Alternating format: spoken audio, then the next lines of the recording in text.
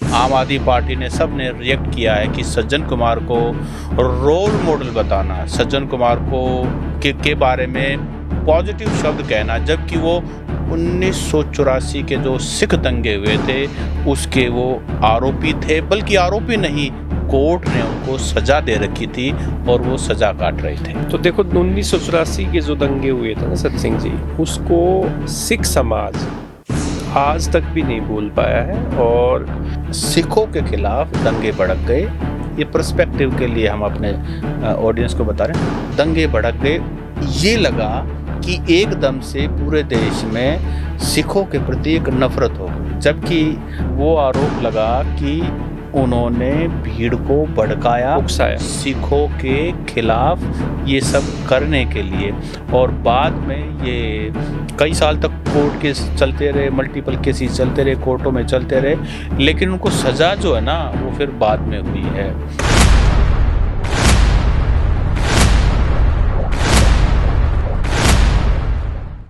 नमस्कार, the Haryana talks के खास मुद्दे में आपका स्वागत है।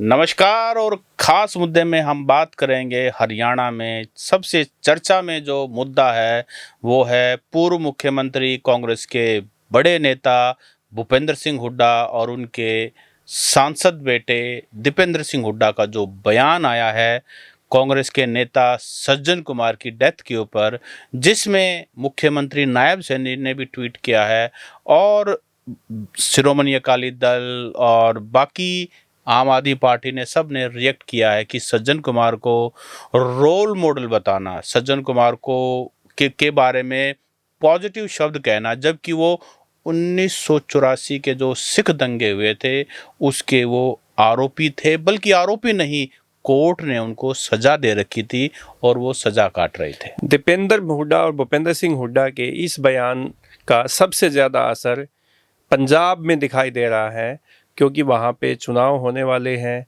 और वहाँ तो प्रतिद्वंदी जो विपक्षी जो पार्टियां हैं, चाहे वो बीजेपी है, अकाली दल है, आम आदमी पार्टी है, बल्कि कांग्रेस के नेताओं ने भी दीपेंद्र सिंह हुड्डा के बयान से दूरी बनाई है और उनको उनके निजी राय बताया है। ओपी जी, क्योंकि सबसे बड़ा क्वेश्चन मार्क जो है ना वो सज्जन कुमार पर लगा है। तो जो हमारी नई पीढ़ी है, जेन जी या और भी, उनको थोड़ा सा बता दें सज्जन कुमार के बारे में, क्योंकि वो आउटर दिल्ली से 3 बार कांग्रेस के सांसद रह चुके हैं और उसके अलावा वो संजय गांधी के बड़े नज़दीकी थे और रूरल बेल्ट में जाटों के बड़े नेता कहलाते थे। हालांकि उस समय साहिब सिंह वर्मा जो दिल्ली के मुख्यमंत्री भी रहे, वर्मा तो वो वैसे लगाते थे, असली उनका गोत लाकड़ा था और बड़ा उनकी टक्कर हुई। और सज्जन कुमार ने दिल्ली के पहले मुख्यमंत्री ब्रह्म प्रकाश को भी हराया हुआ है और साहिब सिंह वर्मा को भी हराया हुआ है और लोकसभा वो पहुंचे हुए हैं। तो इससे थोड़ा सा अंदाज़ा ये लगता है कि सज्जन कुमार का पॉलिटिकल वेट, उनकी पॉलिटिकल पकड़ उस समय कैसी थी। और आप ये मानिए कि सज्जन कुमार, अभी मैं दिल्ली फ़ोन लगाया, इससे मेरे को सज्जन कुमार पर एक पॉडकास्ट करना है जो मुद्दा हुआ है, तो एक जानकार ने बताया कि सज्जन कुमार तो किसी समय में ना बहुत बड़े नेता थे। अगर उन पर 1984 के दंगों में उनका नाम नहीं आता, उनका रोल नहीं होता, उस केस में वो नहीं फंसते, तो वो दिल्ली के मुख्यमंत्री भी बनते शीला दीक्षित की जगह। क्योंकि ज़्यादातर जो कांग्रेस के विधायक थे वो उन्हीं के पार्ले के थे, उन्हीं के पक्ष में थे।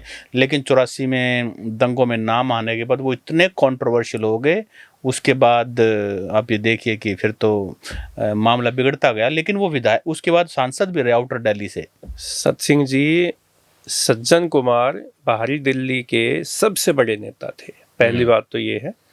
और दरियागंज के आसपास उनका रेजिडेंस होता था, मकान।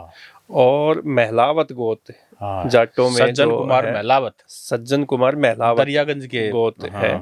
उनके भाई है रमेश महलावत, वो भी राजनीति में रहे। तो ये पहले तो देखो, इनका काम जो दिल्ली में था ना सत्सिंह जी, वो बेकरी चलाते थे। सज्जन कुमार का परिवार, सज्जन कुमार खुद भी चलाते थे। और फिर इन्होंने सबसे पहला चुनाव जो है ना नगर निगम का, नगर पार्षद का चुनाव लड़ा और ये पार्षद निर्वाचित भी हुए। मतलब उनकी राजनीति में, एक बेकरी चलाने वाले सज्जन सिंह की राजनीति में जो प्रवेश हुआ वो नगर निगम के चुनाव से हुआ। उसके बाद ये राजनीति में आए और गांधी परिवार में, जो गांधी परिवार का जो सबसे फायर ब्रांड जो नेता था संजय गांधी, उनके संपर्क में आए और उनके खासम खास थे। मतलब ये कह सकते हैं कि संजय गांधी के ये बहुत ही करीबी नेताओं में से एक थे। फिर संजय गांधी का निधन हो जाता है और उनका जो प्लेन था वो क्रैश हो गया था। 33 साल के थे बस। हाँ, 33 साल की एज में थे। और फिर जो है सज्जन कुमार राजीव गांधी के साथ लगे और गांधी परिवार के सबसे विश्वसनीय नेताओं में से एक थे।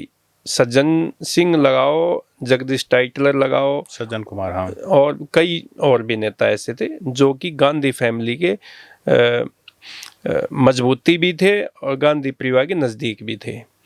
तो सज्जन कुमार, जब आपने जैसे जिक्र भी किया कि भाई वो साहिब सिंह वर्मा जैसे नेता को भी हराया उन्होंने, ब्रह्म प्रकाश जैसे जो पहले मुख्यमंत्री थे उनको भी हराया, और दिल्ली में सज्जन कुमार के इशारे के बगैर तिनका भी नहीं हिलता था।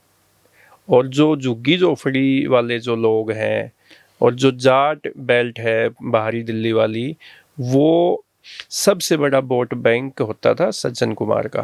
तो 1984 में कि जब सिख विरोधी दंगे हुए तो उसका पूरा का पूरा आरोप, ब्लेम जो है जगदीश टाइटलर और सज्जन कुमार पे लगा। एंटायरली जो है ना वो कांग्रेस पे लगा, क्योंकि उस समय जो प्रधानमंत्री थी इंदिरा गांधी, उनको असैसिनेट कर दिया गया था और उनके सिख बॉडीगार्ड ने उनको असैसिनेट किया था उनको। तो उसका रिएक्शन ये हुआ, क्योंकि दिल्ली में हुआ, कौन सी सरकार थी, उसका रिएक्शन ये हुआ कि फिर जो है सिखों के खिलाफ दंगे भड़क गए। ये पर्सपेक्टिव के लिए हम अपने ऑडियंस को बता रहे हैं, दंगे भड़क गए। ये लगा कि एकदम से पूरे देश में सिखों के प्रति एक नफरत हो गई, जबकि गलती करने वाले, असैसिनेशन करने वाले वो इंडिविजुअल सिक्योरिटी गार्ड थे। लेकिन चूंकि भीड़ की मानसिकता है, तो क्या हुआ कि जितने भी सिख थे वो टारगेट पे आ गए और सबसे ज़्यादा बड़ा जो नुकसान हुआ सिख समाज का, सिख मानने वालों का, और ख़ास करके जो पगड़ी पहनते थे दिल्ली में, उनके साथ जो मतलब जो मास मर्डर्स हुए, जिसमें महिलाओं को भी नहीं बख्शा गया और बच्चों को भी, और पूरे परिवारों के साथ जो हुआ वो हम सब जानते हैं, हिस्ट्री में पढ़ते हैं। तो जो सज्जन कुमार है ना, इन पर जो आरोप लगा, वो आरोप लगा कि उन्होंने भीड़ को भड़काया, उकसाया सिखों के खिलाफ ये सब करने के लिए। और बाद में ये कई साल तक कोर्ट केस चलते रहे, मल्टीपल केसेस चलते रहे, कोर्टों में चलते रहे, लेकिन उनको सजा जो है ना वो फिर बाद में हुई है बीजेपी गवर्नमेंट, बीजेपी सरकार आने के बाद।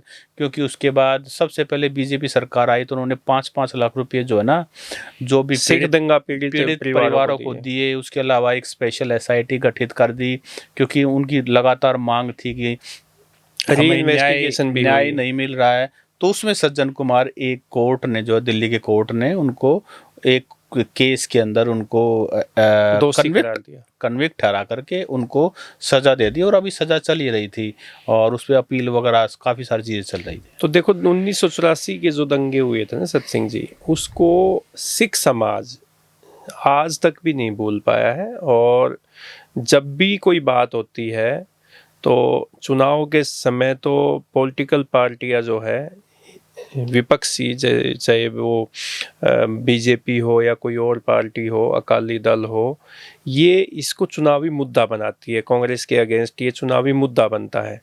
पिछले दिनों प्रधानमंत्री नरेंद्र मोदी ने भी एक ऐसा बयान दिया था कि ये तो सिखों के हत्यारी कांग्रेस पार्टी है जिन्होंने कत्लेआम किया था, और बीजेपी के और भी नेता इस तरीके के चुनावों के समय में ऐसे बयान देते रहते हैं, चाहे वो लोकसभा का चुनाव हो, चाहे वो पंजाब में विधानसभा का चुनाव हो, या देश में और कोई बड़ा चुनाव हो, बीजेपी इसको बड़ा मुद्दा बनाती है। आज हम इस पॉडकास्ट हाँ करने के पीछे जो हमारा उद्देश्य है वो ये है कि दीपेंद्र सिंह हुड्डा ने और उनके पिताजी जो है पूर्व मुख्यमंत्री भूपेंद्र सिंह हुड्डा ने, जैसे ही सज्जन कुमार के निधन की सूचना मिली तो चंडीगढ़ में प्रेस कॉन्फ्रेंस कर रहे थे भूपेंद्र सिंह हुड्डा। तो उनसे जब सज्जन कुमार के निधन की बात सवाल उनसे किया तो वो एकदम से अचंभित हो गए और उन्होंने कहा, अरे यार वो तो मेरे बहुत ही अच्छे दोस्त थे, 15 दिन पहले उनके परिवार के किसी बंदे से बातचीत भी हुई थी और वो तो भाई मेरे उनको फोन आया था शायद, ऐसा कुछ बहुत ही क्लोज थे, उनका फ़ोन आया था परिवार के लोगों का या उनका खुद का जैसे भी। और दीपेंद्र सिंह हुड्डा ने सज्जन कुमार के निवास पे पहुंच के श्रद्धांजलि देने पहुंचे थे, तो वहाँ पे मीडिया के लोगों ने उनसे बातचीत की। तो दीपेंद्र सिंह हुड्डा ने भी उनको श्रद्धांजलि देते हुए ये कहा कि सज्जन कुमार देश की राजनीति के बहुत बड़े नेता थे, सुलझे हुए नेता थे और वो युवाओं के राजनीति में रोल मॉडल भी थे। जैसे ही ये बयान दीपेंद्र सिंह हुड्डा की तरफ से आया तो राजनीतिक गलियारों में एकदम से हड़कंप मच गया और इसको बड़ा मुद्दा बनाया।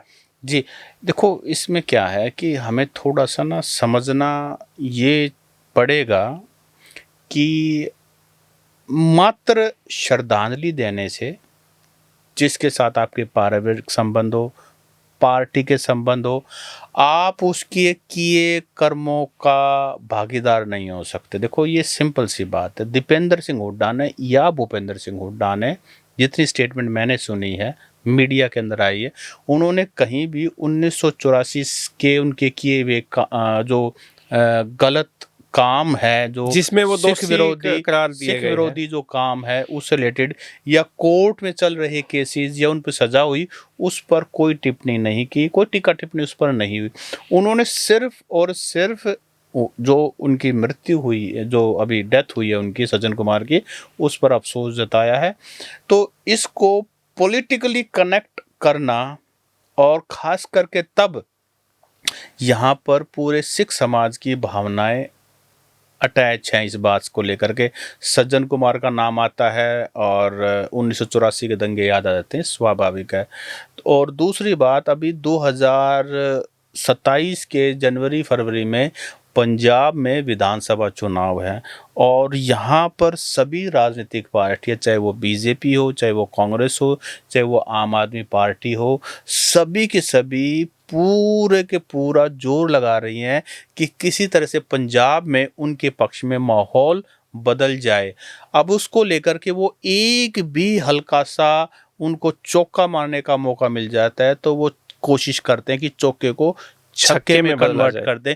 उनको कोई मतलब नहीं है लोगों की भावनाओं से, उनको कोई मतलब नहीं है कि भाई असल में न्याय से। अब आप ये देखिए कि ये पॉलिटिकल पार्टीज कह तो देती हैं, लेकिन 1984 और 2026 आ गया है, शायद 32-33 साल हो गए हैं या ज़्यादा हो गए, 40 साल के करीब हो गए।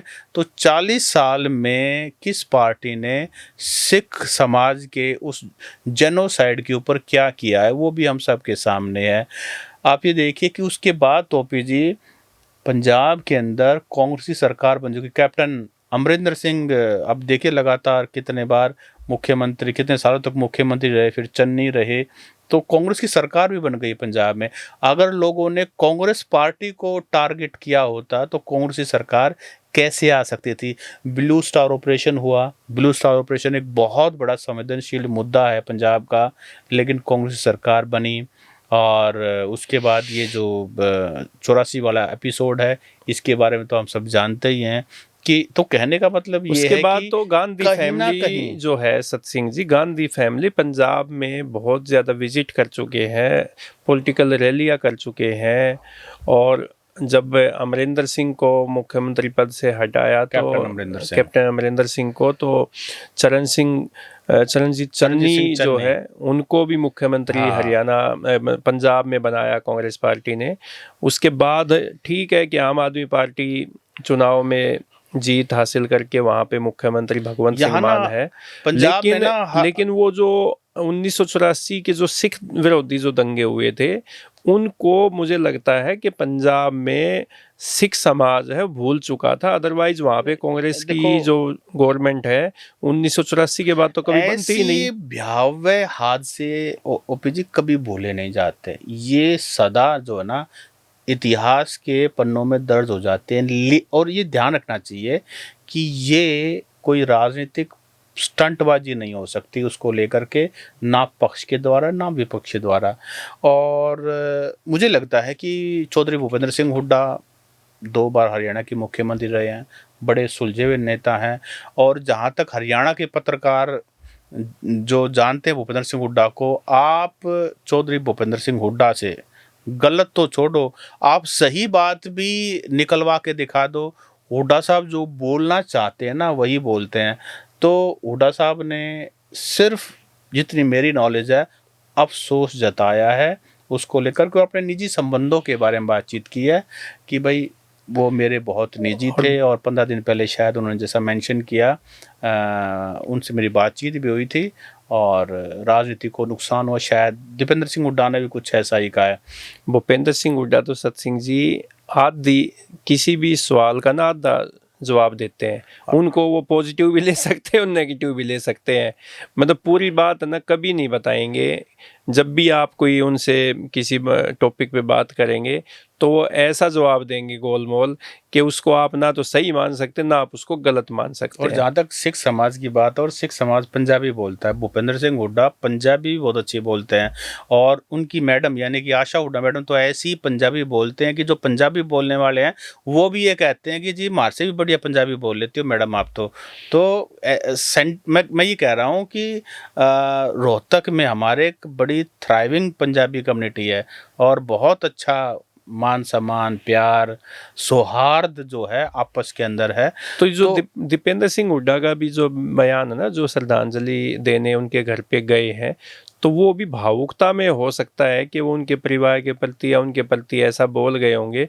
नहीं तो अगर राजनीतिक लाभ हानि देखते होते तो मुझे लगता है कि दीपेंद्र हुड्डा भी ऐसा बयान नहीं देते। देखो जो भी है, कहने का मतलब उनके निजी संबंध है, उनके पारिवारिक संबंध है।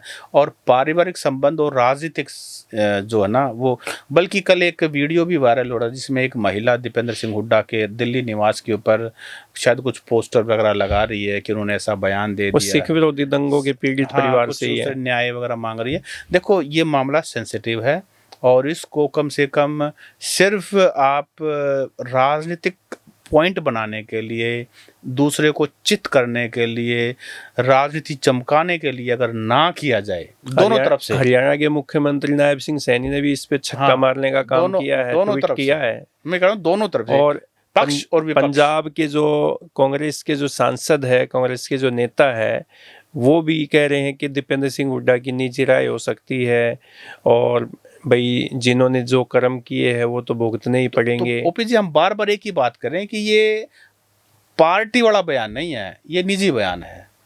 तो कांग्रेस ने तो यही कहा ना कि उनका निजी बयान है और ठीक बात है, ये तो किसी पार्टी वाला बयान नहीं है। तो दोस्तों आप बताइए कि दीपेंद्र सिंह हुड्डा और भूपेंद्र सिंह हुड्डा के बयान को जो सज्जन कुमार को लेके दिए गए हैं, उनको लेकर विपक्ष राजनीतिक मुद्दा बना रहा है, आप उन इस बात से कितने सहमत हैं और दीपेंद्र सिंह हुड्डा भूपेंद्र सिंह हुड्डा के बयान को आप कितना जायज़ मानते हैं, कितना उसको गलत मानते हैं, आप हमें राय दे के ज़रूर बताएं। नमस्कार।